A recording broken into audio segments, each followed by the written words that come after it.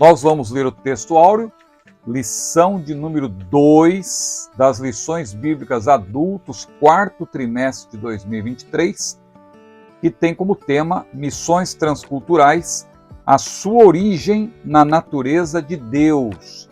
Esta lição será estudada presencialmente no dia 8 de outubro deste ano, se Deus assim permitir. Texto áureo. Quanto a mim, eis o meu concerto contigo ou a minha aliança contigo e serás o pai de uma multidão de nações. Gênesis capítulo 17, versículo 4. A verdade prática diz o seguinte: o amor de Deus é a verdadeira motivação do crente para realizar a obra missionária.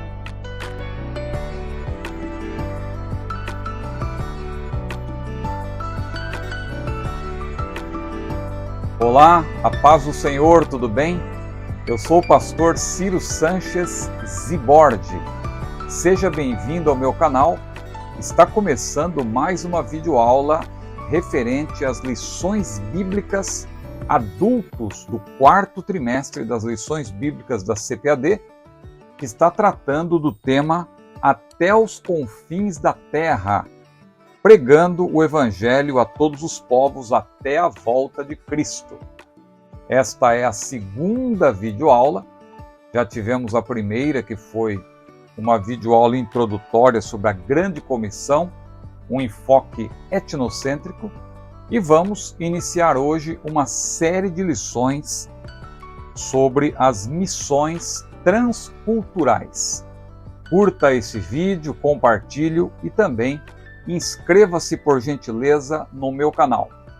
Lição de número 2 das lições bíblicas adultos, quarto trimestre de 2023, que tem como tema Missões Transculturais, a sua origem na natureza de Deus, que será apresentada também mediante 3 tópicos importantíssimos. O primeiro tópico, a natureza missionária de Deus. Depois, o segundo tópico, o amor de Deus, o princípio fundamental da história da redenção. E o terceiro, visão bíblica do caráter transcultural da missão. Nós vamos começar então, claro, reiterando a definição de missões transculturais.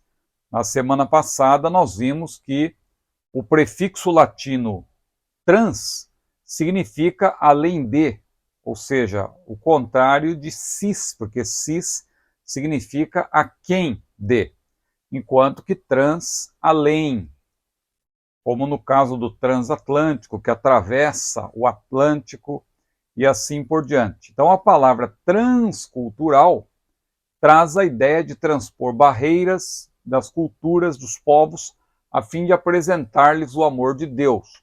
Isso implica, claro, interação com os grupos étnicos. Nossa missão não é destruir culturas, mas é claro que o Evangelho ele confronta pecados que muitas vezes são culturais. Muito bem, quais são os pontos chaves desta lição? Há pelo menos 5 pontos importantes que nós vamos destacar ao longo desta videoaula. O primeiro é que as missões transculturais ou interculturais têm origem em Deus. O caráter e a natureza divinos são a base do estudo do ministério intercultural. O Deus soberano é o Criador e está no controle do universo e da história. Então esse é um primeiro ponto importante. Missões transculturais se originam em Deus. Um segundo ponto, chave desta lição, Deus escolheu Israel para participar da Missio Dei. Missio Dei, que é um termo latino, que, claro, obviamente diz respeito à missão de Deus. Mais precisamente, a missão de redimir a humanidade, a qual é sintetizada no texto áureo da Bíblia, João capítulo 3, versículo 16, Deus amou o mundo de tal maneira que deu o seu Filho unigênito, para que todo aquele que nele crê não pereça, mas tenha a vida eterna. Nós vamos, ao longo desta lição, inclusive, apresentar 7 características do amor de Deus, com base nesse versículo tão conhecido, João, capítulo 3, versículo 16. Um terceiro ponto-chave desta lição é que o ministério intercultural é o centro da natureza da igreja, claro, e também a razão de sua existência. Esse é o terceiro ponto. O quarto ponto, chave dessa lição, o segredo da participação do homem na Missio Dei, é obedecer ao Senhor. Este é também, evidentemente, o segredo para alcançar as promessas e as bênçãos divinas. E o quinto e último ponto-chave desta lição é: Deus não vê quaisquer culturas ou povos como superiores a outros. Às vezes se pensa que Israel é uma nação especial e mais importante que as outras. Nós vamos ver que não é bem isso. Israel, claro, é o povo escolhido de Deus, mas foi escolhido com uma missão. Que missão? A missão de fazer com que todos os outros povos também fossem alcançados e Deus assim tivesse um único povo formado por todos os povos.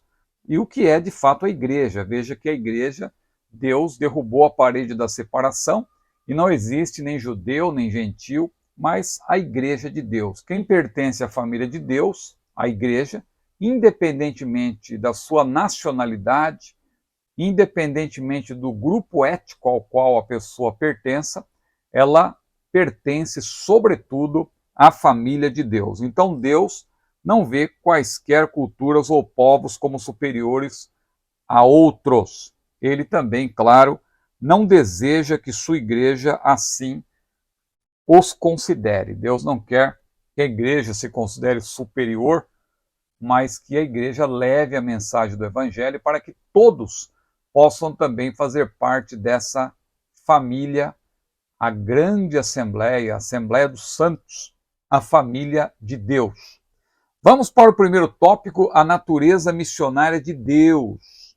O primeiro ponto diz o seguinte: a natureza missionária de Deus no chamado de Abraão, com base em Gênesis capítulo 12, versículos 1 a 3. Aqui nós vemos que a característica da natureza do Senhor, da qual a humanidade depende totalmente, é justamente o seu amor. Nesse caso, a origem das missões transculturais está intrinsecamente relacionada com essa natureza missionária de Deus. Então aqui nós vamos tomar como base a perícope de Gênesis 12, 1 a 3. Você sabe o que é perícope, não sabe? Aquele conjunto de versículos que tem um sentido completo. Porque às vezes, se você analisa um versículo isoladamente, fora do contexto, fora do conjunto da frase, fora da perícope, você pode chegar a uma conclusão errada. Então é importante, quando você analisa aqui a Missio Dei, a missão de Deus, e também Deus chamando Abraão, é importante você considerar os 3 versículos. Porque no primeiro versículo, claro, nós temos a convocação de Abraão: sai-te da tua terra, da tua parentela, da casa do teu pai, para o lugar que eu te mostrarei. E aí sim, vem 7 promessas de Deus a Abraão. Far-te-ei uma grande nação, abençoar-te-ei, engrandecerei o teu nome, tu serás uma bênção, abençoarei os que te abençoarem, amaldiçoarei os que te amaldiçoarem, e em ti serão benditas todas as famílias da terra. A rigor, são 7 promessas. Mas como nós vamos ver aqui, na verdade são 2 blocos ou 2 grupos de promessa, sendo 3 com uma cláusula final, a quarta, e depois um segundo grupo que você tem mais 2 promessas e mais uma cláusula final, ou uma conclusão geral para essas 7 promessas. Então veja que interessante. Assim que Deus disse a Abraão: sai-te da tua terra, da tua parentela e da casa de teu pai para a terra que eu lhe mostrarei, Deus lhe fez essas 7 promessas, divididas então em 2 grupos: as promessas pessoais e as promessas específicas. Veja, são 3 promessas pessoais e tem uma cláusula final, que seria a 4ª promessa, mas é uma conclusão dessas 3 primeiras promessas pessoais. Então, a primeira promessa pessoal: far-te-ei uma grande nação. Segunda: abençoar-te-ei. Terceira: engrandecerei o teu nome. Aí vem a cláusula final: e tu serás uma bênção. É interessante observar que Deus não somente nos abençoa, mas Ele quer que nós sejamos também uma bênção, ou seja, Ele quer que nós sejamos um canal de bênçãos para outras pessoas. Aí vem o segundo grupo de promessas, as promessas mais específicas. São as promessas que nós vamos tomar como base, principalmente, para esta lição. Então, quais são as 2 promessas específicas que têm uma cláusula final, uma conclusão? E abençoarei os que te abençoarem. Essa é a 5ª promessa, mas a primeira desse grupo de promessas específicas. A 6ª promessa, que é a segunda desse grupo de promessas específicas: amaldiçoarei os que te amaldiçoarem. E a última promessa, que é uma conclusão ou uma cláusula final: em ti serão benditas todas as famílias da terra. Então preste bem atenção. O autor destaca: sai-te da tua terra é uma ordem e também um chamado de Deus para Abraão. O autor de Hebreus diz que Abraão, pela fé, sendo chamado, obedeceu, indo para um lugar que havia de receber por herança. E ele saiu sem saber para onde ia. Diz Hebreus capítulo 11, versículo 8, naquele magnífico capítulo sobre os heróis da fé. Agora note: em ti serão benditas todas as famílias da terra, é uma cláusula conclusiva na qual está embutida, claro, uma conclusão sobre as promessas de Deus, e tem uma promessa principal, claro, que diz respeito a uma bênção espiritual para o mundo por meio da descendência de Abraão. Isso fica claro nas palavras de Paulo em Gálatas capítulo 3, especialmente nos versículos 8 e 16. Em Gálatas 3 e 8, Paulo disse o seguinte: tendo as Escrituras previsto, note, que Deus havia de justificar pela fé os gentios, então observe que não foi um acidente. Deus já queria justificar os gentios desde o início. Deus não queria que Israel fosse o único povo, pelo contrário.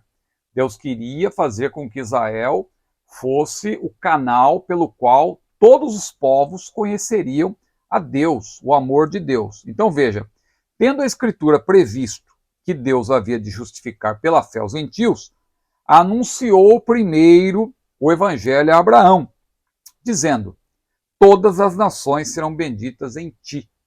Agora veja, em Gálatas 3, versículo 16, Paulo também disse: ora, as promessas foram feitas a Abraão e à sua descendência. Não diz e as descendências, como falando de muitas, mas como de uma só, e a tua descendência, que é Cristo.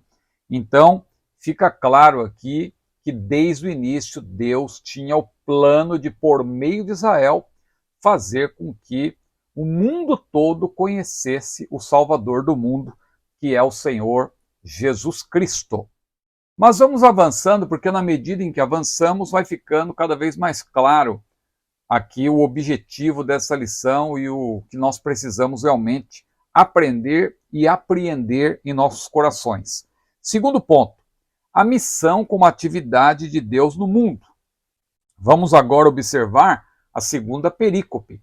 Eu disse que a lição está baseada em 2 perícopes, Gênesis 12, 1 a 3, mas também Gênesis capítulo 17, versículos 1 a 8. Em Gênesis capítulo 17, conforme os versículos 1 a 3, nós vemos que o Deus soberano e excelso se relaciona com o ser humano, com um ser humano limitado, claro, no caso Abraão. Diz o texto que, sendo, pois, Abraão da idade de 99 anos, o Senhor apareceu a ele e lhe disse: eu sou o Deus Todo-Poderoso, anda na minha presença e ser perfeito. Abraão tinha, portanto, 99 anos. Veja, e o Senhor reafirma com ele a aliança que já tinha feito.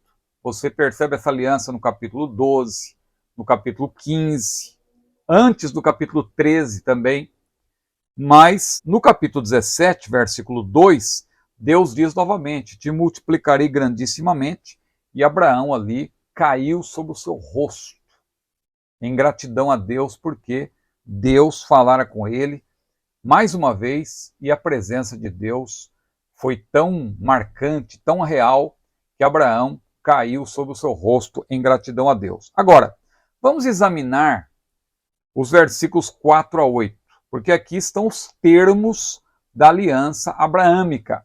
A aliança abraâmica, que é uma aliança perpétua, ou seja, ela não perdeu a validade. Ela pode estar suspensa porque ela tem a ver com Israel. Nós temos aqui no nosso canal alguns estudos sobre as alianças de Deus. Nós que somos dispensacionalistas examinamos as alianças bíblicas. Os nossos irmãos aliancistas, que são adeptos da teologia do pacto, eles também falam de alianças, mas as alianças deles são teológicas, são alianças teológicas que são uma construção, na verdade. Agora, a Bíblia apresenta alianças e nós precisamos examinar os textos bíblicos que falam sobre alianças. Então, se você quiser saber sobre isso, eu tenho aqui no meu canal a playlist Dispensacionalismo.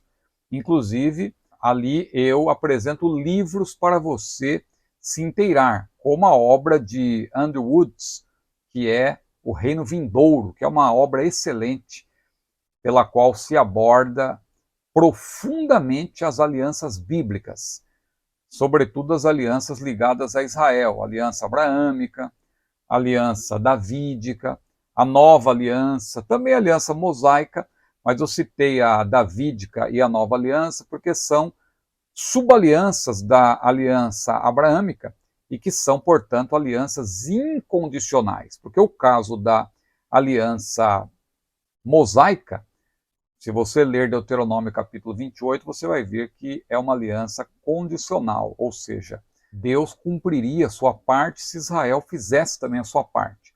Já na aliança com Abraão, significa que pode demorar um tempo do nosso ponto de vista, mas Deus vai cumprir aquilo que prometeu. Então, está muito claro, mas nós temos que analisar bem alguns pormenores. Vamos voltar aqui para o texto de Gênesis 17, versículos 4 a 8. Então veja, de acordo com o versículo 4, Abraão seria, ou Abrão, né, como era chamado até então, seria o pai de muitas nações. Por isso Deus mudou o seu nome. Agora sim, Abraão, no versículo 5. Por quê? Porque ele, diz o versículo 6, frutificaria grandissimamente.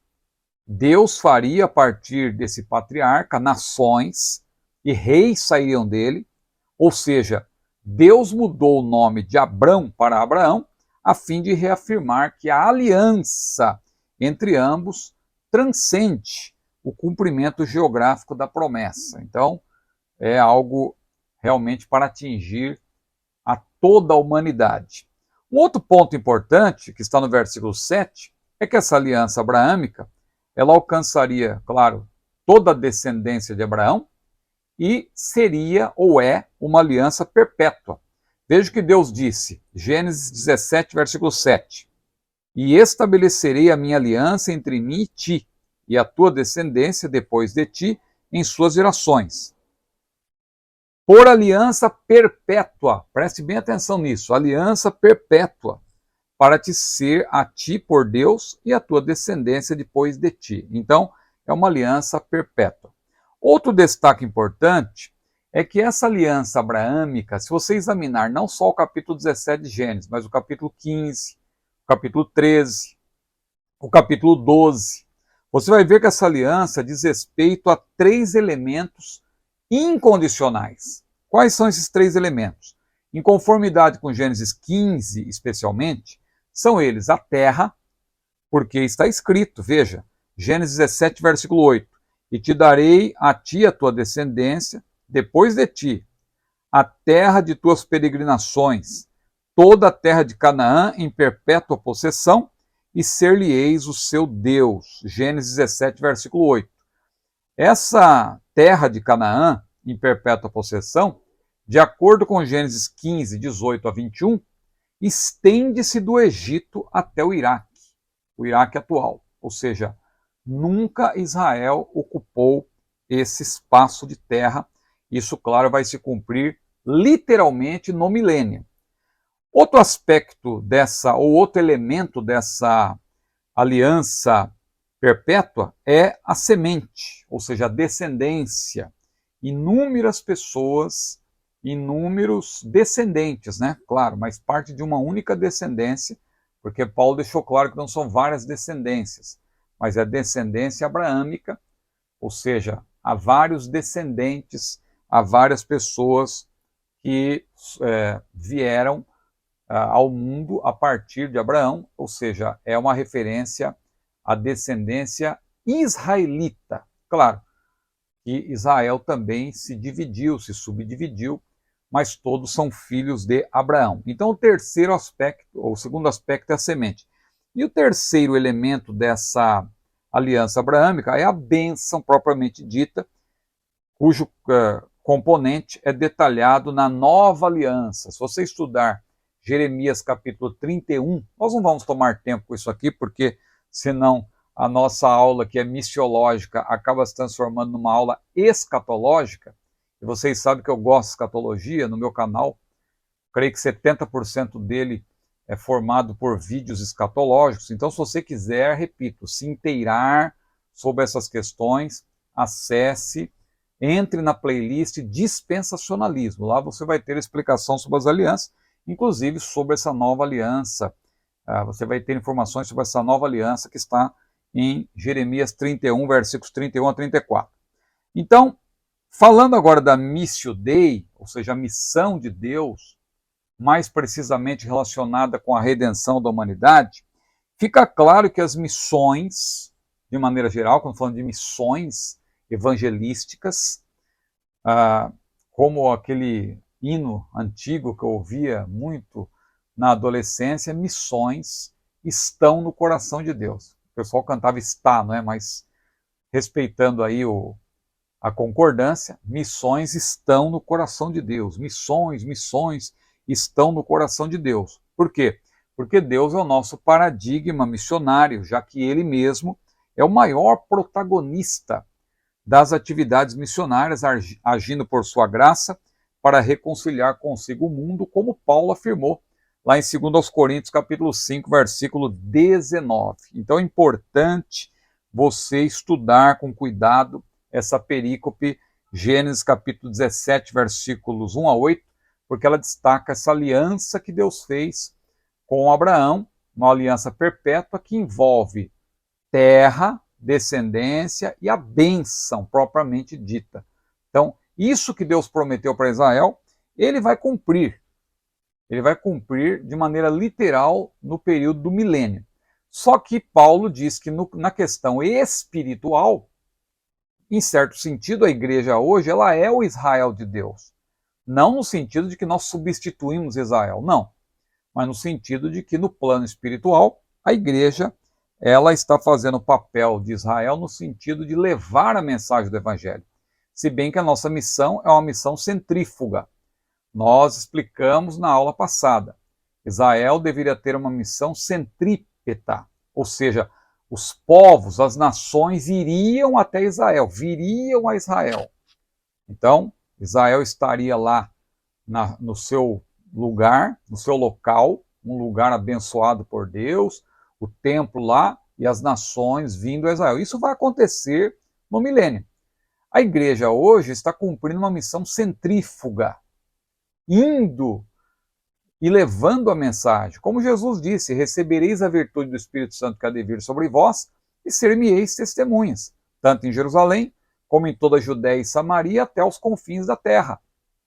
Claro que até o capítulo 8 de Atos, a igreja ainda estava sendo negligente quanto ao seu chamado, permanecendo em Jerusalém. Precisou haver uma perseguição para que houvesse o espalhamento dos pregadores, exceto os apóstolos, e esses pregadores, começando por Filipe, que desceu a Samaria, estabeleceu ali a primeira igreja fora dos círculos judaicos, outros pregadores também foram sendo levados pelo Espírito Santo para pregar em Chipre, Antioquia da Síria que se torna um centro irradiador do Evangelho.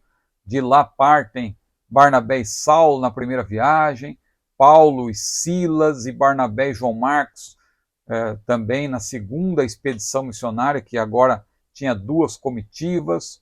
Paulo e seus companheiros na terceira viagem missionária partem de lá também, de Antioquia da Síria, e assim o evangelho foi sendo espalhado por todo o Império Romano, e graças a Deus que, tendo a mensagem pentecostal invadindo toda a Europa, falando aqui mais precisamente da mensagem pentecostal, porque a igreja era pentecostal na sua origem, né? Então, esta mensagem invadiu toda a Europa.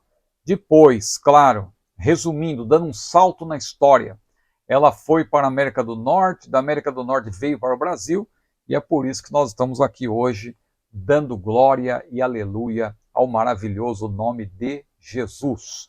Vamos para o terceiro ponto, o nosso modelo missionário, que é o próprio Deus.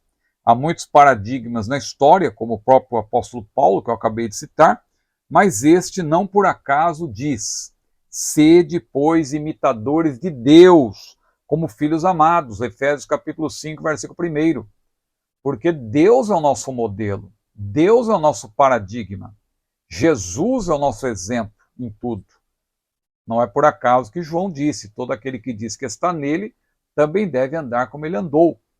Não é por acaso que Pedro também disse: para isto sois chamados, pois Cristo padeceu por nós, deixando-nos o exemplo, para que sigais as suas pisadas. Não é por acaso que o mesmo Pedro, pregando na casa de Cornélio, ele disse que, como Deus ungiu a Jesus de Nazaré com o Espírito Santo e com virtude, o qual andou fazendo bem e curando a todos os oprimidos do diabo, porque Deus era com ele. E se João diz que nós devemos andar como ele andou, Jesus andou fazendo bem, levando a mensagem do Evangelho. Mateus capítulo 4, versículo 23, diz que Jesus começou o seu ministério ensinando, pregando e curando. Então esta é a missão tríplice também, em certo sentido, da igreja. Abarca também não somente a pregação e o ensino, mas também levar o milagre, né? O milagre quem realiza é o Espírito Santo, mas é por meio da pregação do Evangelho. Então, Deus é o nosso modelo. Aqui está, então, veja, Deus prometeu enviar seu Filho. Você tem que considerar aqui, então, que quando se fala que Deus é o nosso modelo, é, na verdade, o Deus Trino. O Deus Trino, por quê? Porque tanto o Pai quanto o Filho e também o Espírito Santo são atuantes na obra missionária. Veja que quando nós pensamos no plano da redenção, o Pai fez a sua parte enviando o seu Filho. Diz a Bíblia que Deus amou o mundo de tal maneira que deu o seu Filho unigênito, e na plenitude dos tempos ele veio, ele se manifestou. Vindo à plenitude dos tempos, diz a Bíblia, Deus enviou o seu Filho, nascido de mulher, nascido sob a lei, para remir os que estavam debaixo da lei. Jesus, por sua vez, cumpriu a sua missão, cumpriu o seu papel. E por isso lá em João, capítulo 17, versículos 4 e 5, naquela oração sumo sacerdotal ao Pai, antes de chegar à cruz, momentos antes, Jesus ele se dirige ao Pai: glorifica-me com aquela glória que eu tinha. Eu glorifiquei-te na terra, tendo consumado a obra que me deste a fazer. Glorifica-me com aquela glória que eu tinha antes que o mundo existisse.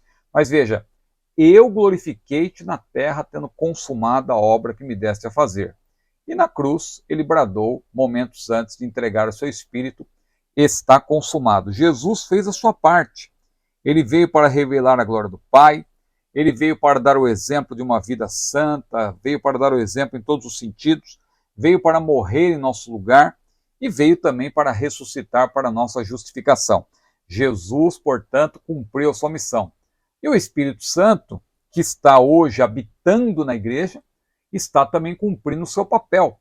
Qual é o papel do Espírito Santo? É o papel, primeiro, de convencer o pecador, porque Jesus disse, quando ele vier, ele já veio, claro, convencerá o mundo do pecado, da justiça e do juízo. Do pecado, porque não crê em mim; da justiça, porque vou para o meu Pai e não me vereis mais; e do juízo, porque já o príncipe deste mundo está julgado. Então, o Espírito Santo está fazendo a sua parte. Agora, que reflexão isso traz para esse momento? Se o Pai fez a sua parte, se Jesus fez a sua parte, o Pai faz e fez. Ele fez e faz, ele fez a sua parte e continua fazendo, porque o Pai trabalha até agora, Jesus falou, ele também trabalha, o Espírito Santo está atuando. Se a Trindade faz a sua parte, lembremos lá do que a Trindade disse, né? Quando Isaías contemplou aquela visão maravilhosa, a quem enviarei? Quem há de ir por nós? Isaías, que já estava purificado, disse, eis-me aqui, Senhor, envia-me a mim. Então, isso nos leva à reflexão de que somos cooperadores de Deus. Deus conta conosco, conforme 1 Coríntios capítulo 3, versículo 9. Claro que quem dá o crescimento é Deus, Paulo falou, eu plantei, Apolo regou, mas Deus deu o crescimento, ninguém é mais importante, é Deus, na verdade, quem dá o crescimento, então a obra é de Deus, mas ele conta conosco, não é? Tendo o Deus Trino como modelo, nós devemos cooperar com ele, que dá o crescimento. Vamos agora para o tópico segundo, o amor de Deus. Falando do amor de Deus, o princípio fundamental da história da redenção. Primeiro ponto, o amor de Deus. Deus é amor, irmãos. Deus é todo amoroso. Deus não é apenas amor em parte, ele é amor. Deus não apenas tem amor, ele é amor. Ou seja, a sua natureza ela é toda amorosa. Então, quem está em amor, disse o apóstolo João, está em Deus e Deus nele. 1 João capítulo 4, versículo 16, e no versículo 8, ele diz claramente, Deus é amor. O plano da redenção, portanto, revelado nas Escrituras, é o glorioso anúncio da obra missionária fundamentada no amor de Deus. Foi esse amor maravilhoso que escreveu a história da redenção. E o autor destaca tanto o Antigo quanto o Novo Testamentos. No Antigo Testamento, vemos o amor de Deus no relacionamento com todos os homens. Deuteronômio capítulo 33, versículo 3 diz o seguinte, na verdade, ama os povos, ou seja, Deus ama os povos, todos os seus santos estão na sua mão. Postos serão no meio, entre os teus pés, e cada um receberá das tuas palavras. Deus ama os povos, não apenas Israel. Também contemplamos esse amor na escolha divina por Israel. Isso fica claro lá em Deuteronômio 7, versículo 7, Oséias capítulo 11, versículo 1, e Malaquias capítulo 1, versículo 2, só para citar alguns versículos veterotestamentários. Mas o amor de Deus fica claro também no seu relacionamento com o seu povo, Israel, por meio das alianças que nós aqui já mencionamos, aliança abraâmica, aliança mosaica, aliança davídica, nova aliança e assim por diante. Já no Novo Testamento, isso fica mais claro, porque o amor de Deus é apresentado, claro, em várias passagens, mas tem um texto que é conhecido como texto áureo da Bíblia, que menciona justamente o quê? O amor de Deus, porque Deus amou o mundo de tal maneira que deu o seu Filho unigênito para que todo aquele que nele crê não pereça, mas tenha a vida eterna. E aí nós podemos destacar o quê? 7 características do amor de Deus. A primeira característica, veja, o amor de Deus é voluntário. Preste atenção, você que gosta de pregar um sermão textual, eu vou te dar um esboço aqui, hein? Um esboço, para você pregar sobre o amor de Deus, sobre as 7 características do amor de Deus. Preste bastante atenção. Primeira característica, o amor de Deus é um amor voluntário. Veja, o texto diz, porque Deus amou. Deus amou. Veja, o versículo começa dizendo que Deus amou. A iniciativa vem de Deus, porque de acordo com Oséias capítulo 14, versículo 4, Deus ama voluntariamente. Voluntariamente os amarei. O ser humano não precisou fazer nada para ser amado. Partiu de Deus, a iniciativa é de Deus. Lembra quando Jesus deu o brado da vitória na cruz e disse, está consumado? A Bíblia diz que o véu do templo se rasgou de alto a baixo. E aquele véu era uma cortina que tinha uma determinada espessura que, de acordo com os entendidos, não podia ser rasgado com as mãos. Era necessário que juntas de bois, puxando de um lado e puxando de outro, rasgasse aquele véu e tem mais, ele seria rasgado de baixo para cima, com as juntas de bois puxando. Agora, quando Jesus venceu na cruz, venceu Satanás na cruz, porque Foi quando ele deu o brado da vitória que ele venceu Satanás. Está lá em Colossenses. Ele triunfou na sua morte e expôs publicamente ali as forças do mal. Está muito claro em Hebreus capítulo 2 também.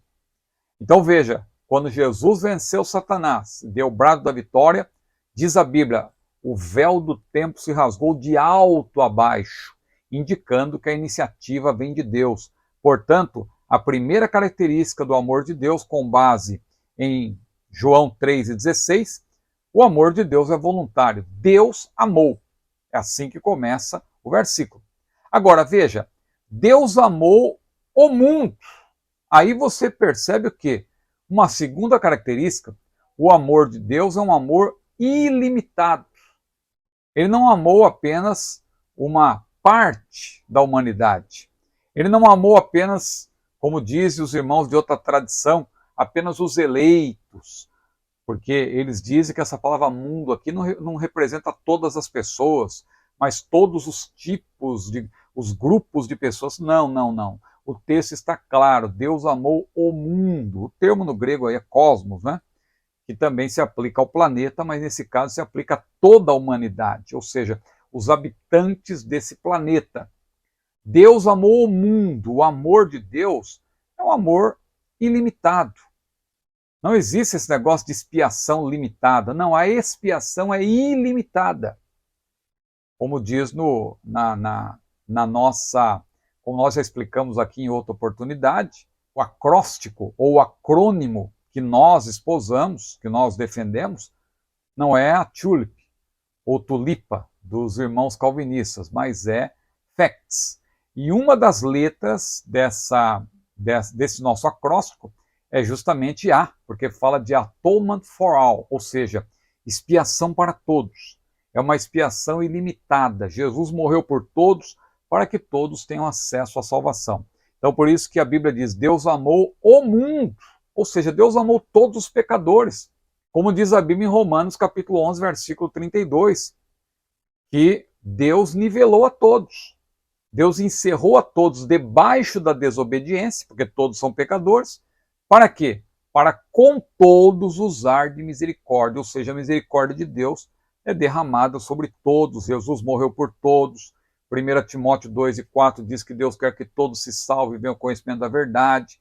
Hebreus capítulo 2, versículo 9 diz que Jesus morreu por todos. 1 João 2:2 e 2 Pedro 3:9 e Atos 17:30, versículo 31 diz que Deus, não tendo em conta os tempos da ignorância, anuncia agora a todos os homens, em todos os lugares, que se arrependam, porque há determinado um dia em que com justiça há de julgar o mundo, e deu prova disso, né? Porque ele vai, na verdade, julgar o mundo por meio do varão que ele mesmo destinou, que é Jesus Cristo, o nosso Senhor. Está lá em Atos capítulo 17, versículos 30 e 31. Então, se você está notando, veja aí, o amor de Deus é voluntário. Deus amou. Segundo, Deus amou o mundo. O amor de Deus é ilimitado. É para o mundo todo. Não é limitado a um grupo. Terceira característica do amor de Deus é um amor indescritível. Veja, Deus amou o mundo de tal maneira. Pesquise no dicionário o que significa a palavrinha tal. Você vai ver que é tão grande. Mas diz tão grande, porém não diz qual é o tamanho, porque é algo que não dá para descrever. Então o amor de Deus, ele é indescritível, porque ele nos amou primeiro. A Bíblia diz que ele nos amou quando éramos ainda pecadores. Mas uma quarta característica, ainda atrelada a essa mesma expressão, de tal maneira, é que o amor de Deus é incomparável. Se ele é indescritível, não há também nenhum amor que possa ser comparado ao amor de Deus. Veja, a Bíblia menciona o amor de mãe, que talvez seja o maior amor que nós possamos conhecer de maneira assim, que possamos provar, né? A mãe realmente ama o seu filho. Agora, o que Deus diz na sua palavra lá em Isaías, no capítulo 45. Pode a mulher esquecer-se do filho que cria? Pode a mulher esquecer-se do filho de Deus? Pergunta isso, porque é difícil você... Claro que há mães, infelizmente, que não cuidam dos seus filhos, mas de maneira geral, uma mãe, ela tem ela tem cuidado com o seu filho. Então Deus utiliza essa comparação. Pode a mulher esquecer-se tanto do filho que cria a ponto de deixá-lo, de abandoná-lo? Olha o que Deus diz na sua palavra: ainda que ela se esquecesse, eu todavia não me esquecerei de ti, porque eu trago o teu nome escrito na palma da minha mão. Então o amor de Deus é maior do que o amor de mãe, o amor de Deus é maior do que qualquer outro tipo de amor, de pai, de mãe, de familiares, porque o salmista também diz, lá no Salmo 27, quando meu pai e minha mãe me desampararem, o Senhor me recolherá. Então o amor de Deus, ele é incomparável. Então essa é uma quarta característica. Uma quinta característica, o amor de Deus, ele é demonstrado, ele é provado. Veja, Deus amou o mundo de tal maneira que deu o seu Filho unigênito. E não foi qualquer filho, foi o seu único filho, filho unigênito. No grego, monogenes. Monogenes, você sabe, significa único do gênero. Não existe outro filho de Deus. Nós somos filhos por adoção, mas filho de Deus de fato é Jesus. Jesus é o Filho de Deus no sentido de que ele também é Deus. Ele não foi criado por Deus. Há filhos por criação, há filhos por adoção, mas no caso de Jesus, não, porque Jesus ele é parte integrante da Trindade. Não são três deuses, são três pessoas que formam um único Deus. Não é triteísmo, é tripessoalidade. E Jesus, nesse sentido, ele é o único do gênero. Ele é o Filho de Deus, o Pai. E ele, sendo filho, o Pai demonstrou o seu amor, enviando o seu único filho, que ele tinha de melhor, e o Filho também morreu em nosso lugar, porque Romanos capítulo 5, versículo 8 diz que Deus prova o seu amor para conosco, em que Cristo morreu por nós, sendo nós ainda pecadores. Então, um amor demonstrado. Uma sexta característica, usando uma palavra aí da moda, né? Tem algumas palavras hoje em dia que precisam ser utilizadas, né, porque são palavras da moda, como por exemplo a palavra empoderado.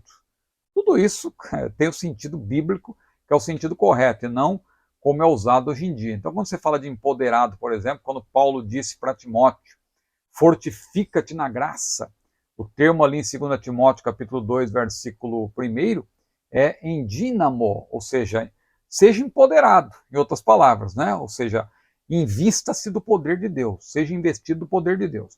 Só que ali é o sentido do poder do Espírito Santo, não é esse sentido hoje em dia, aí que é utilizado por alguns movimentos à esquerda, né?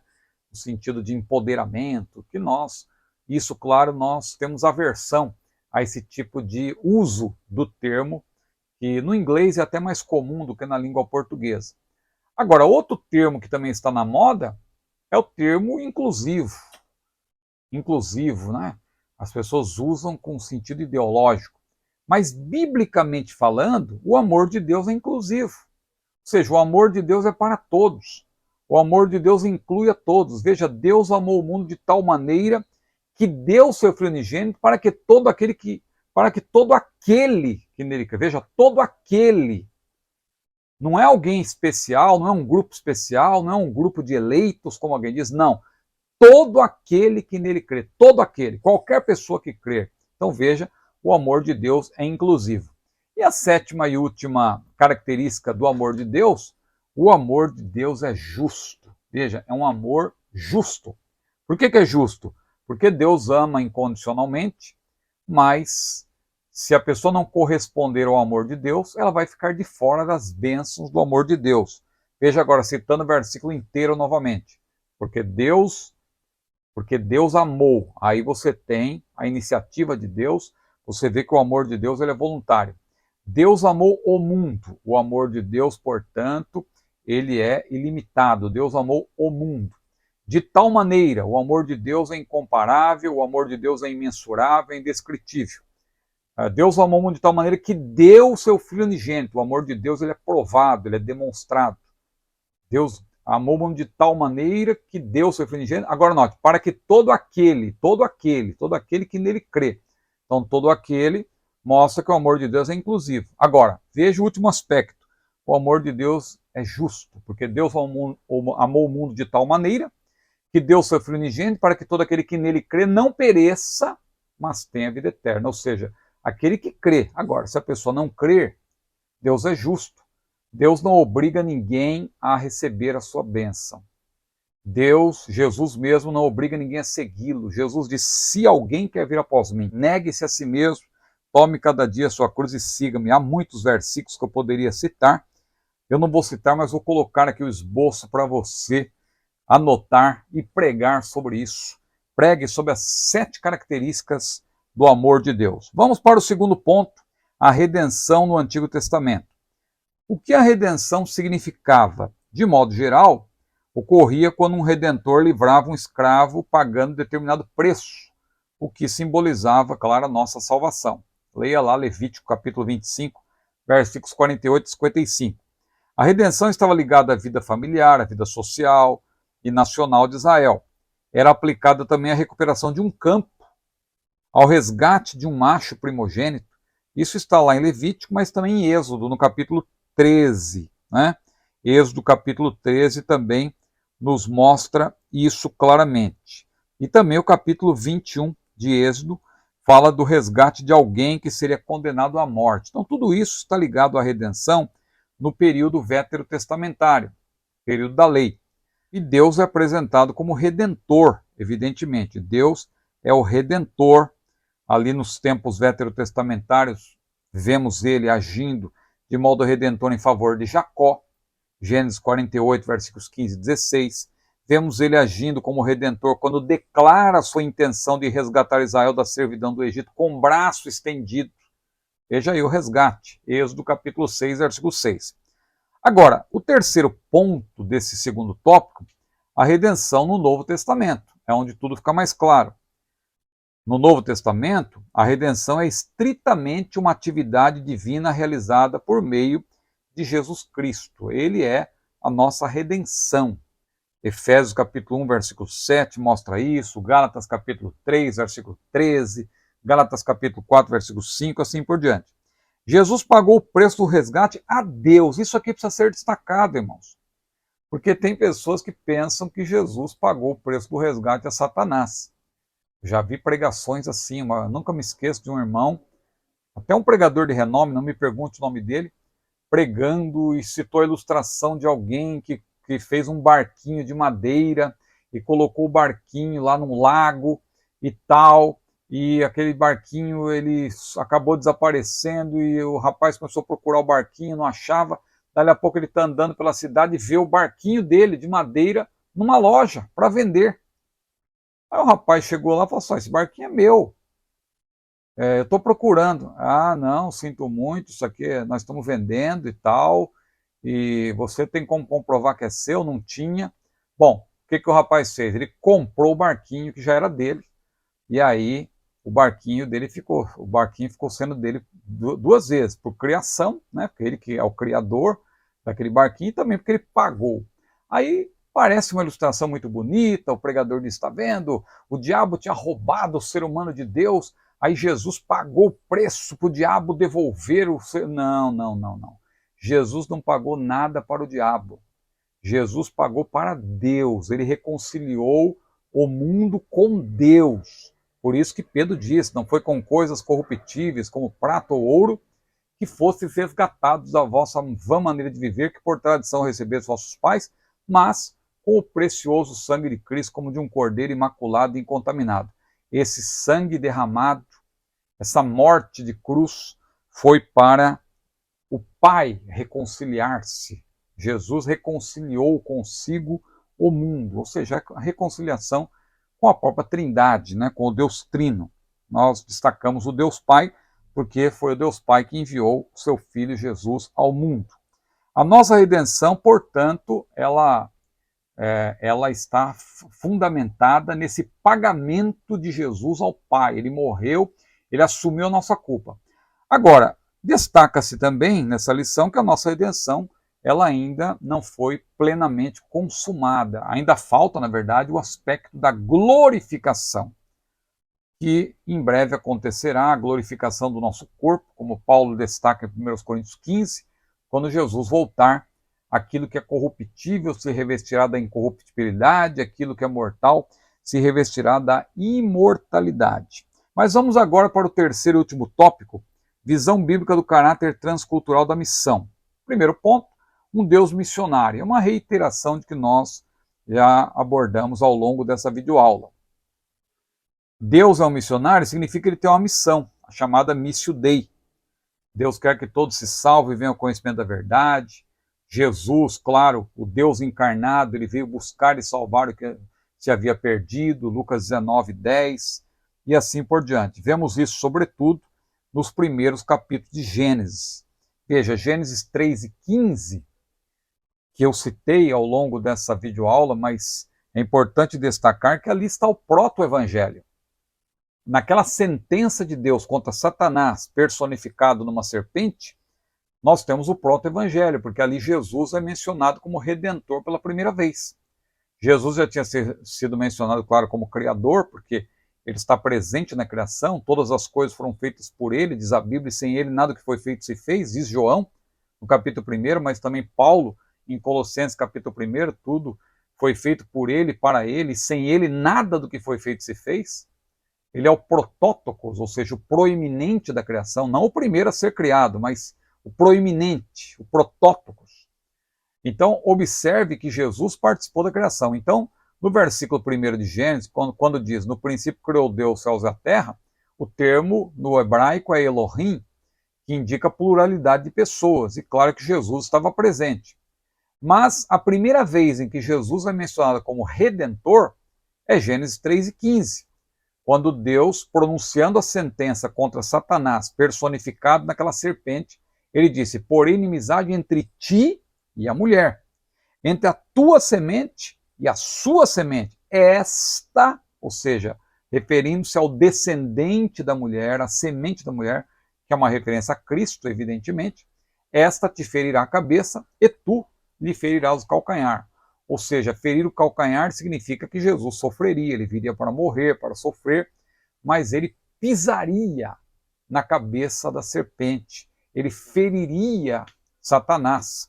Ou seja, isso fala da sua vitória, e é a primeira vez, então, que apresenta-se Jesus como Redentor, e esta redenção implica também derrota do inimigo. O verbo de Deus veio para salvar o mundo, e não somente Israel. Isso também é importante dizer, porque João 4,42 diz que Jesus é o Salvador do mundo. Outro texto de Gênesis em que se destaca esse Deus missionário é o capítulo 6, ali quando se menciona o dilúvio. A missão de Deus está clara aqui. Por quê? Ele também, como Deus missionário, tem contado com a participação dos seus servos. Em Gênesis 6 nós vemos que Noé construiu a arca, que foi instrumento da salvação, ali por ocasião do dilúvio. É bem verdade que Noé só conseguiu salvar a própria família porque o mundo não deu ouvidos à pregação de Noé, e Pedro destaca isso, que Noé foi o pregoeiro da justiça, mas o mundo não quis dar ouvido para a pregação de Noé. E Gênesis 12, versículo 3, nós também destacamos aqui, é a promessa intercultural na aliança abraâmica. Aqui também está Missio Dei. Após a queda da Torre de Babel, Deus elegeu um povo para abençoar todos os povos. E Israel deveria ser, claro, a testemunha de Deus perante as nações. Vamos então agora para o segundo ponto, esse é muito importante, a escolha de Israel e sua missão. Em seu plano de oferecer a redenção a toda a humanidade, Deus escolheu Israel para ser um povo especial. Um povo especial, ou seja, para ser o exemplo a todos os povos. O Senhor queria, claro, que a santidade de Israel, como exemplo vivo do poder da sua graça, exercesse um poder de atração sobre os povos como se fosse um imã. Então aqui você tem o chamado de Israel para participar da Missio Dei, ali no Monte Sinai. O Monte Sinai, claro, foi um marco na história do relacionamento de Deus com Israel. A Bíblia diz que o povo se acampou ali ao pé desse monte no terceiro mês após a saída do Egito, e ali também, infelizmente, se rebelou contra Deus e acabou adorando aquele bezerro de ouro. Mas foi ali também, junto ao Sinai, que ele deu a lei a Moisés, Moisés retransmitiu ao povo, E também você lê em Gênesis 19, 1 a 4, que Deus chamou Israel e lhe conferiu uma missão especial. Qual foi a missão? A que aparece nos versículos 5 a 6. Vamos ler esses dois versículos. Êxodo capítulo 19, versículos 5 a 6. Agora, pois, se diligentemente ouvirdes a minha voz, veja como é tudo condicional aqui, e guardardes a minha aliança, então sereis, primeiro, a minha propriedade particular dentre todos os povos, porque toda a terra é minha. Segundo, e vós me sereis um reino sacerdotal. Terceiro, e o povo santo. Essas são as palavras que falarás aos filhos de Israel. Êxodo 19, versículos 5 e 6. Destacam-se aqui, então, 3 pontos importantes da participação de Israel na Missio Dei. Quais são esses pontos? Primeiro, Israel deveria ser uma propriedade particular, ou seja, como se os israelitas fossem artigos especiais, como joias que alguém protege e guarda. Então, Israel é a menina dos olhos de Deus, é a propriedade particular do Senhor. Outra coisa, Israel seria um reino de sacerdotes. Se Israel guardasse aliança com Deus, seria esse reino sacerdotal. Agora, a pergunta que fica é: para que serve um reino sacerdotal? Para que serviam os sacerdotes? Para fazer a mediação entre Deus e os homens. Agora, se a nação inteira seria constituída de sacerdote, eles desempenhariam esse papel em relação a quem? Claro que é em relação a outros povos, a outras nações. E aí você vê a conjugação disso com a promessa feita a Abraão: em ti serão benditas todas as famílias da terra. Nação santa, santo quer dizer separado, especialmente justo. Agora, não significa separado no sentido de segregado, intocado. Tem o sentido de separado para um propósito específico. Ou seja, Israel devia ser um exemplo para as nações, como se fosse uma joia preciosa. Agora, atenção para esse aspecto, reino sacerdotal. Se todos os israelitas seriam sacerdotes nesse sentido, não um reino sacerdotal, é evidente que era para que outros povos fossem alcançados, porque Deus ama a todos. Aí vem o papel da igreja, que é o terceiro ponto, a escolha da igreja. A salvação por meio de Cristo é o cumprimento da promessa abraâmica de abençoar todas as famílias da terra. Agora observe isso. Como Israel falhou em seu ministério intercultural, ministério centrípeto, como eu citei, ou seja, as nações deveriam ir a Israel, Israel seria um reino sacerdotal, Deus escolheu a igreja para também exercer o sacerdócio, mas de maneira centrífuga, levando a palavra. Veja que no milênio vai se cumprir a missão centrípeta com Israel, porque de Sião partirá a lei. As pessoas irão até Israel buscar a lei, até Jerusalém, mais precisamente, buscar a lei para levar ao mundo todo. Mas hoje é a igreja que tem que cumprir o seu papel missionário. Fica aqui um ponto um tanto quanto polêmico para desdobrar, que entraria mais no campo escatológico, mas como é citado na lição, deixa eu mencionar aqui uma pergunta que alguém poderá fazer: a desobediência de Israel quebrou a aliança abraâmica? Não, não quebrou, porque a aliança com Abraão ela é inquebrantável, ela é perpétua. Agora, a Bíblia não diz que Israel quebrou a aliança com Deus? Quebrou no sentido de não cumprir a sua parte no contrato. Mas como é uma aliança perpétua, é uma aliança inquebrantável, inquebrável, por assim dizer, Deus vai cumprir no futuro. Então, Gênesis 17, 8 tem sido citado pelos nossos irmãos aliancistas, que não creem como nós. Eles, na verdade, prezam a teologia da substituição, que diz que a igreja substituiu Israel plenamente, o que também é chamado de supersessionismo. Isso aí é perigoso, até que muitas vezes está relacionado, em alguns casos, não todos, não vou aqui generalizar, mas muitas vezes está ligado ao antissemitismo, pessoas que se levantam contra Israel. Não é o caso da maioria dos nossos irmãos aliancistas, mas eles creem que Israel não tem um papel importante na consumação de todas as coisas, como nós cremos. Né? Isso tem a ver com escatologia. Então veja, Gênesis 17:8, a promessa contra a terra, ela não foi invalidada, mas teve seu cumprimento adiado por causa do fracasso de Israel. Porque a promessa lhe diz: te darei a ti e a tua descendência, pois de ti a terra, tuas peregrinações, toda a terra de Canaã, em perpétua possessão, e ser-lhe-eis o seu Deus. Então, como isso não aconteceu ainda, e vai acontecer no milênio, alguém pensa que pelo pecado de Israel, isso agora está se cumprindo na igreja. No plano espiritual, sim. Mas muitos dizem que está se cumprindo na igreja, e Deus teria quebrado essa aliança, por causa do que está escrito em Isaías 24, versículo 5. Vamos ler rapidamente esse versículo? Isaías 24, versículo 5. Isaías 24, versículo 5. Observe o que diz a Bíblia. Isaías 24, 5. Na verdade, a terra está contaminada por causa dos seus moradores, porquanto tem transgredido as leis, mudado estatutos e quebrado a aliança eterna. Veja que é um paradoxo. Se a aliança é eterna, ela não pode ser quebrada. Então é claro que aqui é uma referência ao erro de Israel no sentido de não cumprir a sua parte no contrato que Deus estabeleceu, sobretudo na aliança mosaica. Mas a aliança abraâmica, ela é perpétua, ela é inquebrável. E Deus vai cumprir, portanto, a sua parte, a sua promessa, que é uma promessa irrevogável, né? Então, isso é um ponto importante. A aplicação de Êxodo 19, 5 e 6, claro, no contexto da igreja, ela é apresentada claramente no Novo Testamento, né? Romanos 15, 16, Paulo fala disso. 1 Pedro 2, 9 e 10, Pedro também é claro. E Apocalipse 5, 8 a 10, fica claro que nós somos reis e sacerdotes.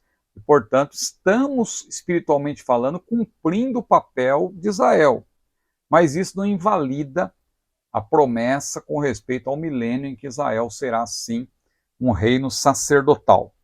Fomos chamados das trevas para a luz, o autor destaca, porque Jesus é a luz. Então a igreja foi tirada das trevas, transportada para a luz, para o reino do Filho do seu amor, disse Paulo lá em Colossenses 1,13, e o Senhor, portanto, que sempre desejou que os gentios fossem levados à luz, enviou ao mundo Jesus, que disse ele mesmo, eu sou a luz do mundo, mas ele também disse, vós sois a luz do mundo. Se Jesus é a luz, nós que somos seus filhos, os seus seguidores, seus discípulos, nós também devemos ser luz.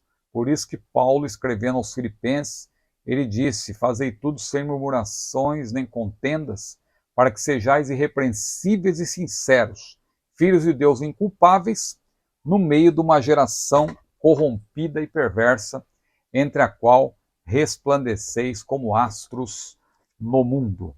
Tá certo? Que lição maravilhosa. Veja quantos pormenores você tem aqui para destacar. Eu tive que correr um pouco, porque não quero que esse vídeo fique muito longo, mas você tendo tempo, explore isso perante a sua classe, você que é professor, a natureza missionária de Deus. E aqui você tem a ênfase para Gênesis 12, 1 a 3, depois também Gênesis 17, versículos 1 a 8. Aí o segundo tópico, o amor de Deus, o princípio fundamental da história da redenção. E o terceiro tópico que é conclusivo, visão bíblica do caráter transcultural da missão. Vamos então concluindo. O autor conclui assim esta lição. Vimos a natureza missionária de Deus desde o início da Bíblia. A partir de uma família, Deus planejou a salvação para toda a humanidade. Isso revela que o plano redentor de Deus está fundamentado no seu excelso e glorioso amor pelo mundo todo. João 3,16, que eu destaquei aqui, dando ênfase para 7 características do amor de Deus. E esse amor que estimula a Igreja de Cristo, levar a sério a obra missionária até que o Senhor Jesus volte. Deus não desistiu do pecador, por isso ele conta conosco, pois é a sua vontade que todos os homens se salvem. Muito bem, aí está. E finalizando aqui, eu quero convidar você mais uma vez, se você deseja viajar para Israel em 2025 comigo, eu vou ser o guia bíblico ali, não é? Não o guia turístico, mas o guia para falar da Bíblia, mais precisamente um guia escatológico, né? Porque nós vamos abordar bastante a escatologia bíblica quando estivermos em alguns pontos ali que são locais proféticos, que estão ligados a profecias bíblicas. Então, se você deseja fazer essa viagem comigo, junto com a editora Chamada, envie agora mesmo um e-mail para viagem@chamada.com.br, coloque apenas o seu nome e o seu telefone, a editora Chamada vai entrar com você, em contato com você e vai lhe dar todas as informações necessárias para fazermos essa viagem juntos em 2025. Tá certo? Curta esse vídeo, compartilhe e não se esqueça, hein? Estamos aí lutando para chegarmos em breve a 100 mil inscritos. Então, inscreva-se no meu canal, divulgue esse canal.